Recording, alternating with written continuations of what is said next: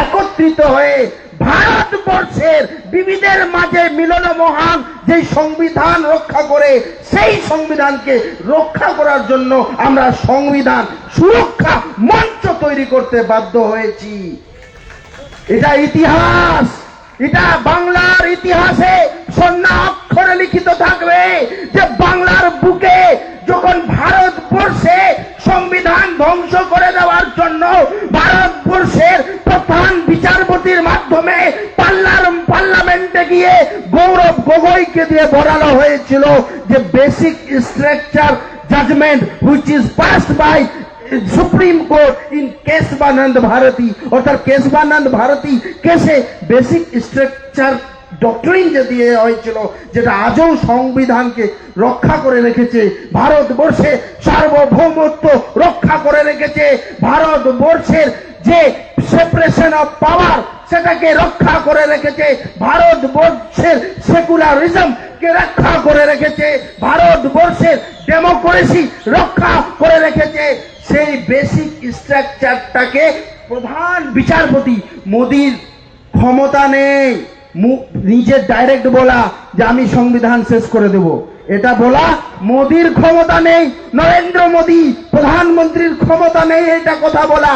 উনি ভারতবর্ষের সুপ্রিম কোর্টের যিনি রাম মন্দিরের জাজমেন্ট দিয়েছিলেন গৌরব গগৈ, তাকে রাজ্যসভায় রিটায়ার করার পরে রাজ্যসভায় পাঠিয়ে দিয়ে পার্লামেন্টে বলছে যে বেসিক স্ট্রাকচারে ডাউট রয়েছে। রঞ্জন গগৈ, লজ্জা লাগা দরকার। আজকে আমরা কনস্টিটিউশন প্রোটেকশন ফোরাম নাম কেন? কারণ হচ্ছে যখন ওয়াকফ আইন নিয়ে সংবিধানের মূল অধিকারগুলো ভারতবর্ষের মুসলিম সংখ্যালঘুদের কাছ থেকে ছিনিয়ে নেওয়ার চেষ্টা চলছে, তখন সংবিধান বাঁচানোর প্রয়োজনীয়তা হয়ে উঠেছে। ওই জন্য আমরা বিভিন্ন মতবাদ রাখতে পারি, মতানৈক্য থাকতে পারি, কিন্তু আমরা এক হয়েছি, আজকে একত্রিত হয়েছি ভারতবর্ষের সংবিধান বাঁচানোর জন্য। এই জন্য বললাম যে উসুল পর अगर आज आए तो टकराना जरूरी है, अगर तू जिंदा है তো জিন্দা নজর আনা জরুরি है। আজকে আপনাদেরকে ঐক্যবদ্ধ হতে হবে। বাংলার আমি কয়েক কোটির মানুষকে বলে দিচ্ছি, একদিকে যারা সংবিধান বাঁচানোর যেই পার্টি জাতীয় কংগ্রেস, যেই পার্টি রাহুল গান্ধীর নেতৃত্বে গোটা ভারতবর্ষে আলোড়ন সৃষ্টি করেছে, সে পার্টির অফিসগুলোতে হামলা চালাচ্ছে, সেই পার্টির লিডারকে মার্ডার করে দেওয়ার প্ল্যানিং চলছে। আর যে সংবিধান তৈরি করেছিল যেই পার্টি, আর তার সাথে এখন সময় এসেছে ঐক্যবদ্ধ হয়ে ভারতবর্ষের আর দেখলে হবে না তোমার মতবাদ কি আমার মতবাদ কি, আমাদেরকে একত্রিত হয়ে সংবিধান বাঁচাতে হবে। আর আমি বলে দিতে চাই দিদিকে যে মাননীয় মুখ্যমন্ত্রী মমতা ব্যানার্জি, আপনি ভুল ভেবেছেন।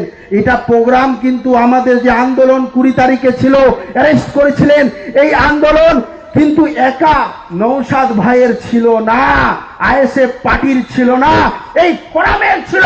আর এই ফোরামে যেমন নৌসাদ ভাইও আছেন, তেমনি হাকিকুল ভাই আছেন, তেমনি ইমতিয়াজ ভাই আছেন, তেমনি কামরুজ্জামান সাহেব আছেন, তেমনি আরো নেতৃত্ব আছে। আমরা এক হয়েছি বলে আপনার ভয়, এই ভয় আমাদেরকে ভালো লেগেছে, এর দ্বারা আচ্ছা লাগা, এর দ্বারা আচ্ছা লাগা, এই বলেই আমি আমার বক্তব্য শেষ করতে চাই যে আমরা এই লড়াই ছাড়বো না, আমরা এই লড়াই ছাড়বো না।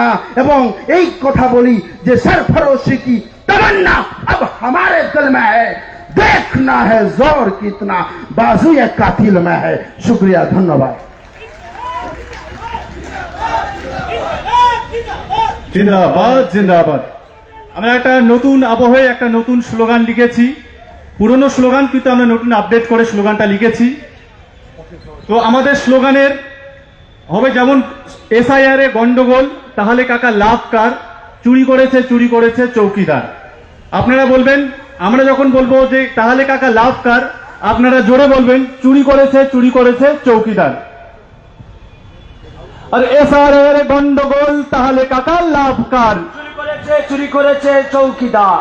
আরে ওয়াকাফ সংখ্যালঘুর অধিকার তাহলে কাকা লাভ কার? চুরি করেছে চৌকিদার। আরে সুরক্ষা সংকটে বাঙালি বিপদে তাহলে কাকা লাভ কার? চুরি করেছে চৌকিদার। আরে বিজেপি আসলে পরে বিজেপি আসলো পেরে তাহলে কাকা লাভ কার? চুরি করেছে টিএমসি সরকার। আরে এসআইআর বিভ্রাট তাহলে কাকা লাভ কার? চুরি করেছে বিজেমূল সরকার। ধন্যবাদ। যে সমস্ত ভাইরা আমাদের এই দুই সাইডে দাঁড়িয়ে আছেন, আমাদের মাঝখানে এখানে ফাঁকা জায়গা আছে, অনুগ্রহ করে বসার জন্য আমরা অনুরোধ করছি। আমরা প্রায় অনেকক্ষণ বক্তব্য শুনছি, তাই না? এবার একটা ভিন্ন স্বাদ